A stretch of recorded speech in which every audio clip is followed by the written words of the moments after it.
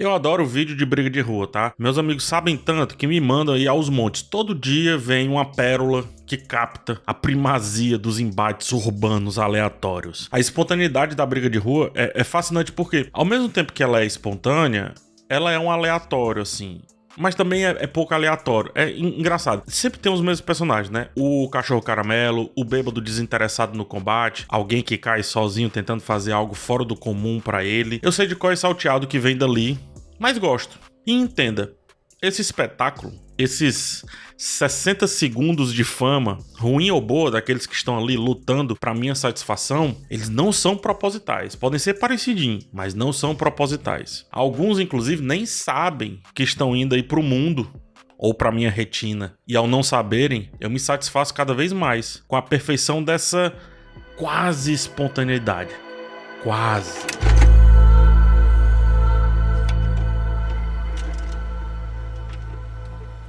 Black Mirror, episódio 2 da segunda temporada, chamado White Bear. Nesse episódio, uma mulher acorda em um mundo onde é perseguida e filmada por pessoas quase inertes. Breves são as suas lembranças, apenas flashes quando vê um estranho símbolo branco, 3 riscos. Sem saber por que está ali, naquele local, acontecendo aquilo tudo, cai num fluxo contínuo do espetáculo para essas pessoas que filmam. Descobrimos que ela está sendo punida por um crime hediondo que cometeu. Ela foi cúmplice em um assassinato brutal, filmando a vítima em seu momento de agonia, ao invés de ajudá-la, e por isso vive a própria punição diversas vezes, né? Vive isso, na verdade, como a própria punição diversas vezes. O prazer pelo sofrimento alheio é um alimento cultural assim muito antigo. Era bruxa queimada, era monarca degolado, inclusive muito legal. Depois, quando acabavam os monarcas, qualquer pessoa degolada, era pedrada em prostituta no meio da rua, enfim, a gente teve de tudo. Hoje é o sofrimento do outro em forma de programa de TV mais sanguinolento do que filme do Quentin Tarantino, é a pessoa caindo e virando meme, ou essa luta quase despretensiosa do bar da esquina que satisfaz o compartilhar das redes sociais, satisfaz os joinhas e os dedinhos pra baixo, né? Como se fosse realmente imperador, mas daqui a pouco eu chego nisso. E aí a sociedade, atraída pela violência, criou arenas pra satisfazer toda essa paixão, né? Toda essa vontade, todo esse desejo. O desafio era encontrar alguém suficientemente errado, e aqui entre aspas, ou apenas um estrangeiro com idioma e a cor de pele diferentes, vamos colocar assim, para se tornar o objeto perfeito dessas arenas, né? Daqueles que guiavam, que patrocinavam esses jogos, esses encontros aí, esses gladiadores, justamente nesse coliseu. Então, ser jogado aos leões para o prazer do público, através da satisfação dos governantes, era uma emoção derivada desse espetáculo que alimentava a busca por um show ainda mais chocante a cada vez que o público ia enjoando, porque tem esse lance, o público ia enjoando e o show precisava ficar cada vez melhor. Então, sempre almejava-se superar a última tendência, né? O último embate, porque show, espetáculo, vira tendência, e tendência cansa, rapidamente cansa, então precisa de uma próxima. De certa forma, é também o hype.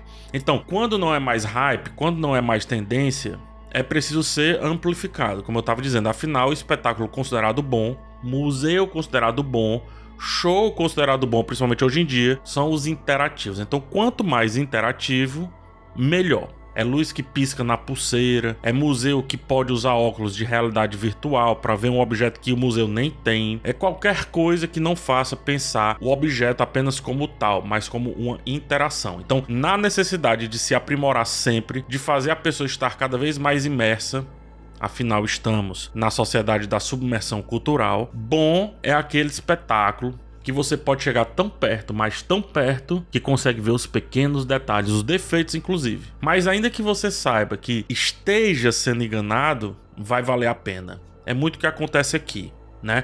Aqui, obviamente, é uma sociedade, né, nesse episódio, que passou por vários estágios até chegar nesse ápice. O show mais bem feito de todos, que você pode chegar muito próximo da condenada. A ponto de até, sei lá, conseguir ver a cera de Madame Tussauds, definindo muito bem o rosto de um Elvis que morreu, mas você sabendo que não é aquilo dali, batendo foto como se estivesse com o Elvis. É aquele lance. Quanto mais perto e mais tocável, melhor. No teatro de White Bear, há um contato direto com o público. O episódio ele é estranho no começo, porque a fotografia deixa escapar o que seriam alguns enquadramentos meio errados, vamos colocar assim. Não existe errado em termos artísticos de enquadramento e fotografia, mas fora do eixo, vou colocar dessa maneira, tá? E isso faz sentido só quando descobrimos que aquilo ali é uma peça interativa desse museu da punição. A audiência, embora não possa tocar, interage sim com a protagonista, faz ela correr, faz ela ir pra cá, faz ela ir pra lá. A representação se torna tão realista que a distância crítica entre público e espetáculo se perde, se esvai completamente e afeta, portanto, a conexão emocional, e por isso faz com que o público aceite o sofrimento daquele outro perfeitamente bem, inclusive como se não fosse sofrimento, como se fosse espetáculo. Esquece inclusive que alguém ali não está representando, justamente porque esse alguém quebrou a quarta parede desde o início. Voltando para a plateia, perguntando sobre o que estão ali, não existe essa quarta parede que há no teatro, que há no cinema, que há até um pouquinho aqui, não existe. Tanto que ao final, durante o making of, os atores interagem com a audiência, reforçando que é uma representação, que não é a realidade, mas o todo é tão bem feito, ou seja, o que está além do White Bear vendeu tão bem aquela realidade, aquela punição, aquele prazer da pessoa que um dia de fato errou, que a imersão ela não vem de um teatro, aquilo ali não é um teatro, vem do que sustenta esse teatro, ou seja, as ideias de poder fazer aquela atriz ou aquela punida sofrer até o fim. E aí eu volto a dizer sobre o lance da quarta parede, pensando bem. Eu tenho dúvidas se isso rompe a quarta parede, porque desse caso, talvez, ela nunca tenha nem sido construída. Construiu-se apenas uma parede lá detrás, que foi a parede do julgamento. Então, enquanto a interatividade e a imersão podem proporcionar, sim, experiências muito envolventes, também podem distrair e desviar o público do conteúdo real e do significado dos objetos, do significado das performances. E nesse caso aqui, eu acho que do significado da justiça. Afinal, para que serve a justiça? Necessariamente para punir ou para fazer justo? Tá no nome, né? Em nosso desejo de estarmos cada vez mais próximos de tudo, corremos o risco de perder a capacidade crítica, a capacidade de enxergar o panorama, de nos envolver com o material geral, não apenas o central, e dessa maneira nos impede de refletir. Somos levados a fazer o espetáculo enquanto também somos o espetáculo, só que nesse caso sem a parte do sofrimento. Somos, nesse caso aqui, aqueles que registram. E muitas vezes, principalmente hoje, registrar parece o suficiente. É muito mais legal do que viver o momento. E aquele momento ali que estava sendo vivido era sim a dor do outro. Ah, mas ela, enfim, ela cometeu, mas você estava se satisfazendo da dor do outro. Nessa ideia do quanto mais perto melhor, vamos sendo aí uma sociedade punitiva por natureza, cada vez mais afeita a estarmos próximos da punição desse outro como uma desculpa para nossa felicidade, para nossa satisfação de simplesmente ver o outro se lascar, que é o que a gente adora de ver nos memes e nos vídeos de luta no meio da rua. Na ideia aí do, entre aspas, bandido bom é bandido morto, em vez de apenas matar, como se fosse pouco, né? É preciso assistir esse matar, a fim de satisfazer quem nem sabe o que está sendo vingado, quem nem sabe o que é objeto de justiça. Quando acabar esse show, aí é que tá o problema e se conecta com o que eu falei anteriormente. Só resta partir pro outro e assim sucessivamente até que você seja o show, porque a imersão vai ser tamanho que vai chegar um momento que só se você for o show, se você for a pessoa, se você for o espetáculo, que será espetáculo. De novo, de fato existem pessoas que devem ser punidas, não é esse o ponto, tá? É hediondo o que ela fez. Eu não discuto isso, mas essa punição precisa passar pela satisfação da audiência. Esse é o ponto.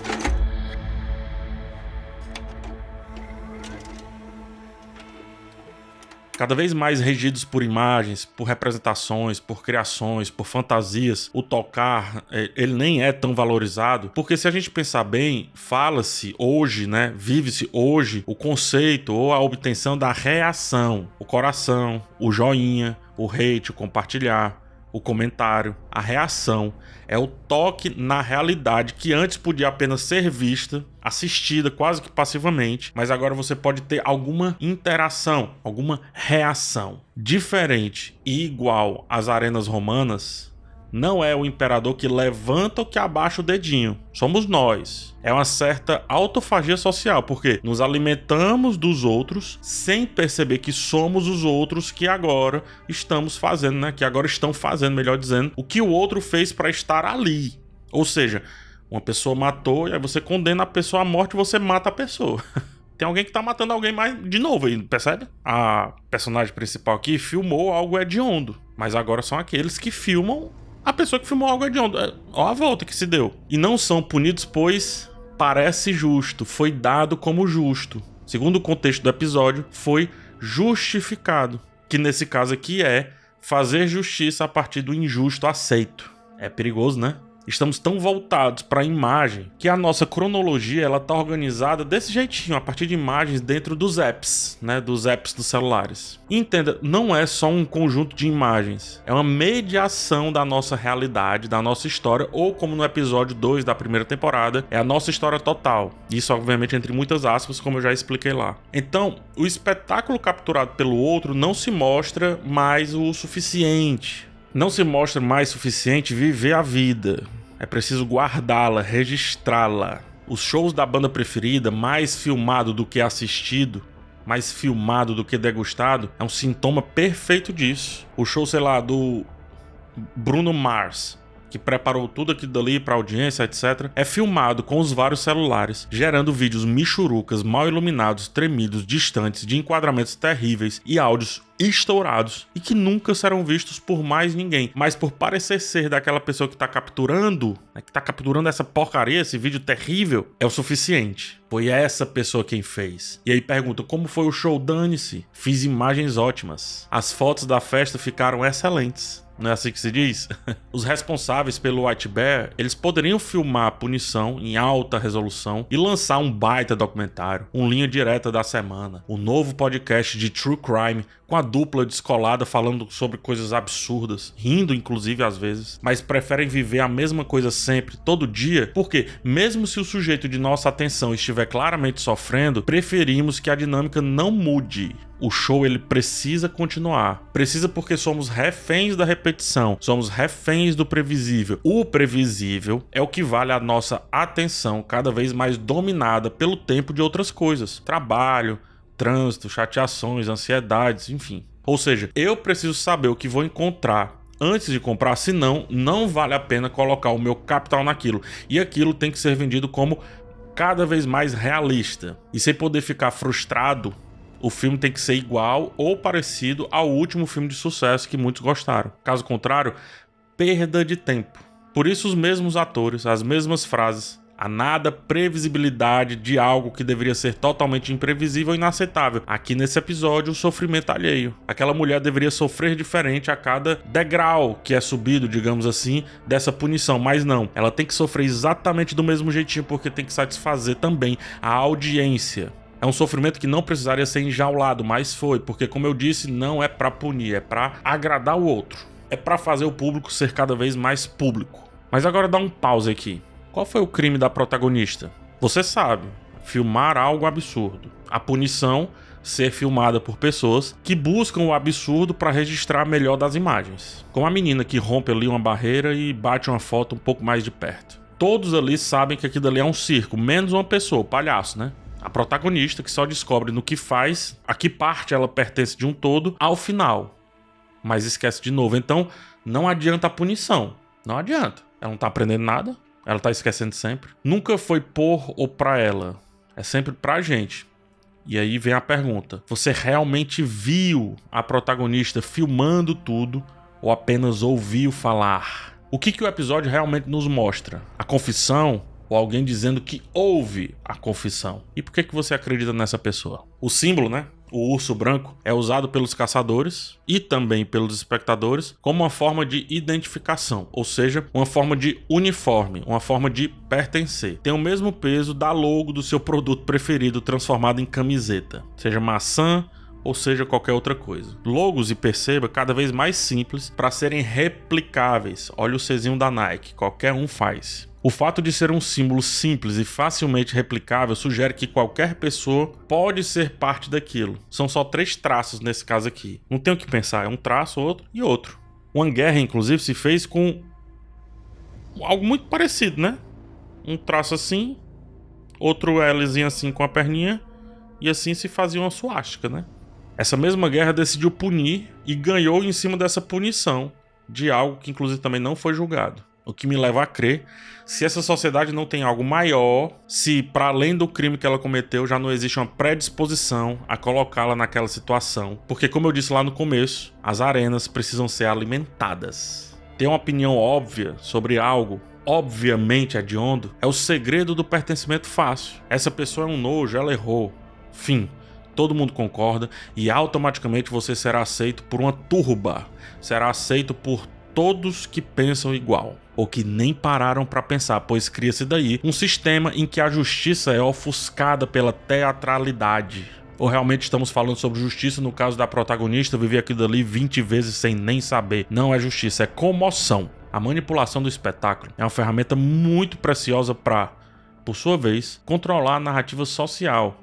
Destrói-se, cancela-se, faz a pessoa viver a mesma coisa sempre, quem sabe inocentada, não serve de nada, e o mesmo peso da culpa não será dado pro peso da inocência. Porque como se inocência não existisse peso de espetáculo.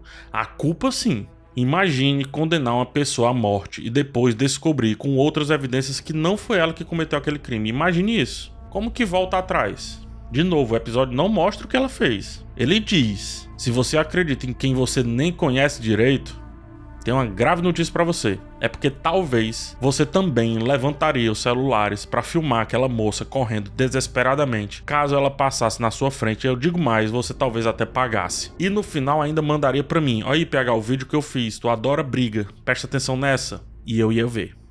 Repetidas vezes.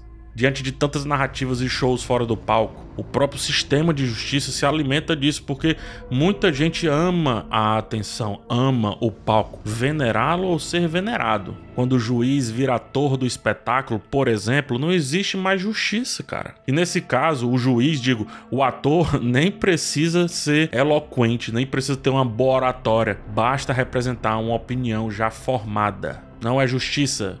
É atuar a favor de quem filma, de quem vai à catarse com o ato 1, o 2 e o 3 de um espetáculo que teoricamente é espontâneo porque é social, porque é público. Mas há de se deixar filmar, porque é cada vez mais simples e fácil, tanto de registrar quanto de editar e publicar fora ou dentro do contexto. Questionar jamais, jamais.